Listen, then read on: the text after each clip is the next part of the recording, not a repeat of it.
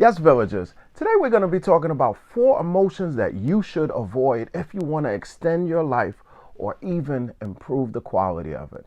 If you want to find out if your view is represented among the 4, you are in the right place. If you're new to this channel, welcome to our village. If you're a returning villager, welcome as well. Welcome to Garden of the Mind, where we reduce stress, improve our health and fitness, and improve our financial IQ every episode.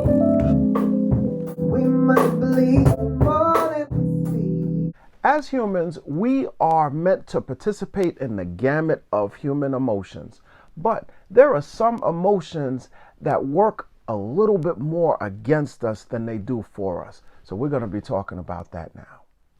Emotion number 1, anger. I've heard a wonderful expression that says anger is like a poisonous drink that you consume but expect the person who you're angry at to die. Anger has a completely counterintuitive effect on us, meaning we get angry, but the people who we're angry at oftentimes don't even know that we're angry with them. They are not even concerned most of the times with the fact that we are angry.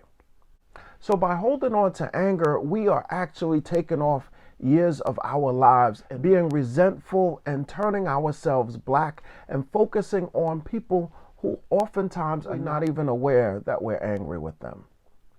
Oftentimes, we feel like we have to teach someone a lesson for getting us angry or for the offense. But we are not the teachers. We are not the arbitrators of what justice should be. Leave it in the hands of God, let go, and keep going with your day.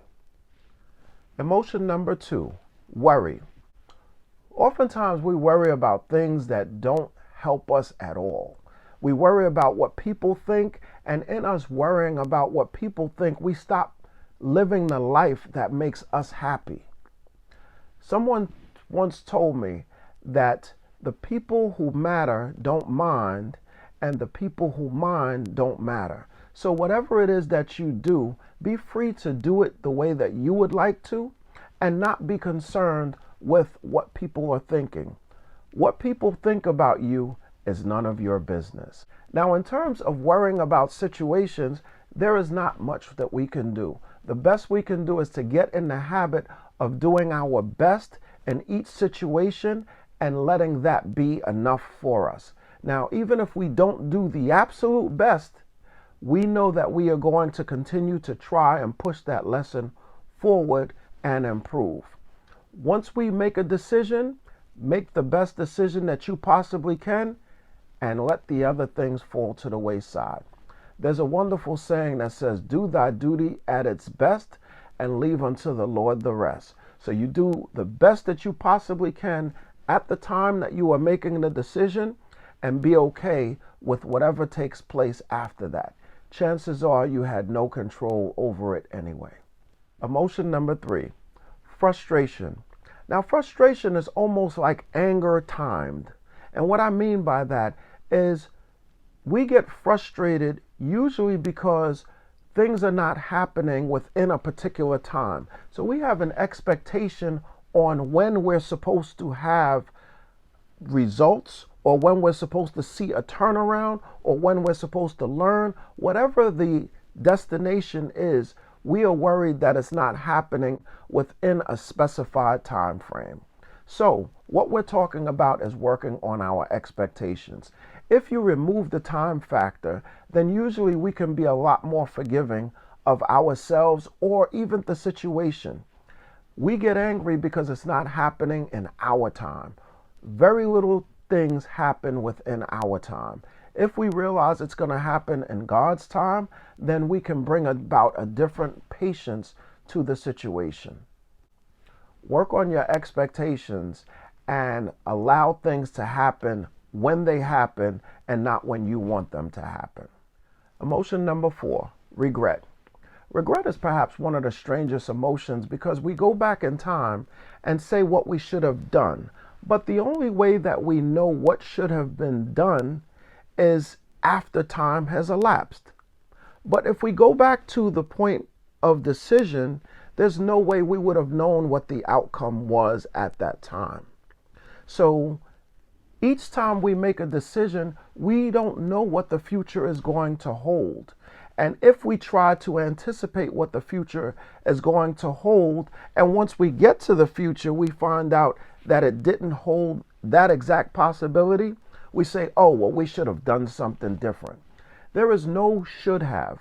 There is no way for us to predict the future and know exactly what's going to happen in the future. So we have to release ourselves from that prison of knowing what is going to happen in the future and trying to make decisions now to prevent them. Now, what we can do is we can live our future in hindsight. So when you're living your life in hindsight, you are predicting the most likely outcomes and seeing how you would feel about them if they were realized. So if outcome A happened, would you be okay with the decision that you are making now if outcome A was going to be the answer? Or outcome B, or outcome C, or outcome D. So you are looking at what your future would be, and if you would be angry looking back at it the same way you would if these situations were realized. Now, feelings just are. They're not negative in nature. They're not positive in nature. They are actually neutral in nature. But it's when we align those feelings with a particular goal, can we measure whether they are productive or not productive for us. If we are looking to extend our lives and the quality of our lives, these emotions are not productive. They don't help us to move faster or motivate us any stronger. And if they do, then work on the fact that your motivation needs to be raised and not your emotion, which is the engine to drive that motivation. Separate your feelings from the actions that need to take place and focus on the action.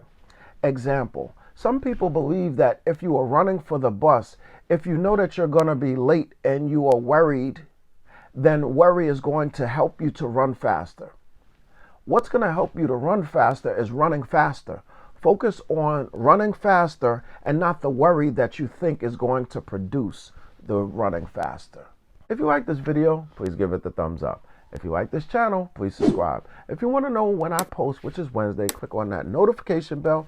You get that ding on your phone.